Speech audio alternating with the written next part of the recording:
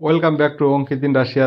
তো আপনারা অনেকেই জানেন যে 23 তারিখে আমার রাশিয়ান ভাষার যে এক্সামটা হয় রাশিয়া আসার পর সেই এক্সামের ডেট ছিল 23 তারিখে। তো আপনারা অনেকেই আমার পার্সোনালি হোয়াটসঅ্যাপে নক করছেন যে দাদা এক্সাম কেমন হলো, বা কোন টাইপের কোশ্চেন এসেছিল, মৌখিক কোশ্চেন কী জিজ্ঞাসা করছিল, এই টাইপের অনেক কোশ্চেন, অনেক SMS আমি দেখলাম এসছে, কিন্তু আমার একটু ব্যস্ততার জন্য রিপ্লাই দিতে পারি নাই। তো ভাবলাম একটা ভিডিওর মাধ্যমে সবাইকে রিপ্লাই দিয়ে দেই। তো 23 তারিখে আমি এক্সাম দিতে গিয়েছিলাম। তো এক্সাম দিতে যাওয়ার পর ওখানে আমাদের কোম্পানির লোক ছিল। তারা আবার প্রায় ঘন্টা দুয়েক মতো আমাদেরকে ভালো করে স্টাডি করালো যাতে এক্সাম হলে গিয়ে আমাদের কোনো অসুবিধা না হয়। তারপর তো এক্সাম হলে গেলাম। এক্সাম হলে যাওয়ার পর আলাদা একটা রুমে আমাদেরকে বসালো একটা ম্যাডাম। আমাদেরকে ওই যেটা আপনার শিট থাকে, নাম লিখতে হয়, ডেট অফ বার্থ লিখতে হয়, এইগুলো রাশিয়ান ভাষায় লিখতে হয়, এইগুলো উনি বলে দিল। আর ভিতরে কি জিজ্ঞাসা করতে পারে মৌখিক, সেইগুলো উনি মোটামুটিভাবে বলে দিল যে এই টাইপের জিজ্ঞাসা করবে। তো ভিতরে গিয়ে দেখি যে উনিই আছে, উনি আমাদের জিজ্ঞাসা করলো এবং অন ক্যামেরা রেকর্ডিং হচ্ছিল। তারপর আর উনি মৌখিক কোশ্চেন জিজ্ঞাসা করলো, আমাকে প্রায় 10খানা কোশ্চেন জিজ্ঞাসা করছিল।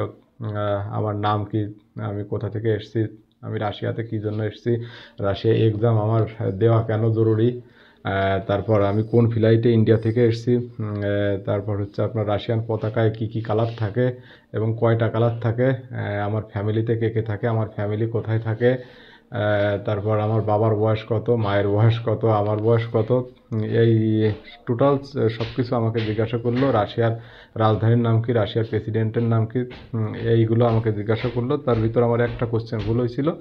তা ওরা বললো যে ঠিক আছে গিয়ে বসো, মানে খরাসু রাশিয়ান ল্যাঙ্গুয়েজে ভালো।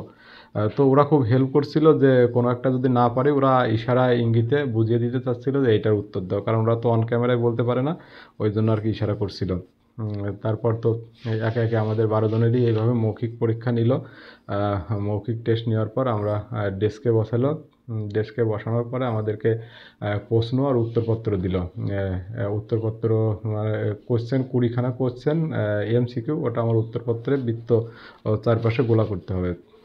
তারপর তো উত্তরপত্র দেওয়ার উত্তরপত্র গোলা করার আগেই দুটো ভয়েস শোনালো আমাদেরকে। ভয়েস শোনানোর পরে তারপর আর উত্তরপত্র গোলা করা শুরু করলাম। কিন্তু পরীক্ষা তো দিলাম, পরীক্ষা দেওয়ার পরে যখন রেজাল্ট দেখলাম তখন দেখলাম যে আমাদের 12 জনের ভিতর মাত্র 4 জন আমরা পাস করছি, আর বাকিগুলো ফেল করছে। তো তারপরে আমাদেরকে কারণ দেখালো যে কী জন্য বাকিগুলো ফেল করছে। কারণের ভিতর বললো যে যারা এই ঘাড় নড়াচড়া করছে কিংবা এদিক ওদিক তাকাইছে, অন ক্যামেরা ওরা রেকর্ড দেখে তাদেরকে ফেল করাই দিয়েছে। আর যারা ভয়েস শোনার আগে উত্তরপত্র গোলা করা শুরু করছে তাদেরকেও ফেল করাই দিয়েছে, কারণ ওরা বুঝে গেছে যে এরা কোশ্চেন আগে থেকে পেয়ে গেছিলো, এরকম টাইপের সন্দেহ করে ওদেরকে ফেল করাই দিয়েছে। তো আপনারা যারা রাশিয়াতে আসবেন তারা এই ব্যাপারগুলো মাথায় রাখবেন, যে উত্তরপত্র দেওয়ার পরে ভয়েস দেবে দুটো, ভয়েস শোনার আগে কখনোই উত্তরপত্রে দাগ দেবেন না। দাগ দিলে ওরা ক্যামেরা দেখে সেটা ফেল করাই দেবে। আর আমাদের যে 8 জন ফেল করছে তাদেরকে ওখানেই রেখে দিয়েছে, একটা জায়গায় রেখে দেওয়ার পর ওদেরকে ওখানে আবার রাশিয়ানরা পড়াচ্ছে ভালো করে, যে দ্বিতীয়বার আবার ওদেরকে পরীক্ষা দেওয়ার সুযোগ দেবে। এবং আমাদের ভিসার 3 মাসের এন্ট্রি ভিসা দেয়, তো ইন্ডিয়া থেকে কিংবা আপনার বাংলাদেশ থেকে ওয়ার্ক পারমিট ভিসা হলে 3 মাসের এন্ট্রি ভিসা দেয়। এবং এই এন্ট্রি ভিসার ভিতর আপনাকে ল্যাঙ্গুয়েজ পরীক্ষায় পাশ করতে হবে। পাশ করলে আপনার পরবর্তী যে আপনার কন্ট্রাক্ট ছিল সেই কন্ট্রাক্ট অনুযায়ী আপনার ভিসা লাগবে।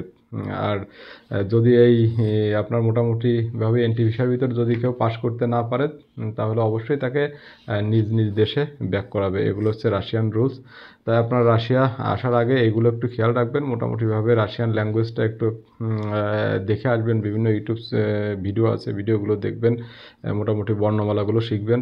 আর আমি যে টাইপের গুলো বললাম ওই টাইপের কোশ্চেনগুলো একটু গুগল ট্রান্সলেট করে রাশিয়ান ভাষায় দেখে আসবেন যে এর উত্তরগুলো কী হয়। ওই টাইপের কোশ্চেনগুলো জিজ্ঞাসা করে তাহলে আপনাদের আর এই সমস্যায় পড়তে হবে না।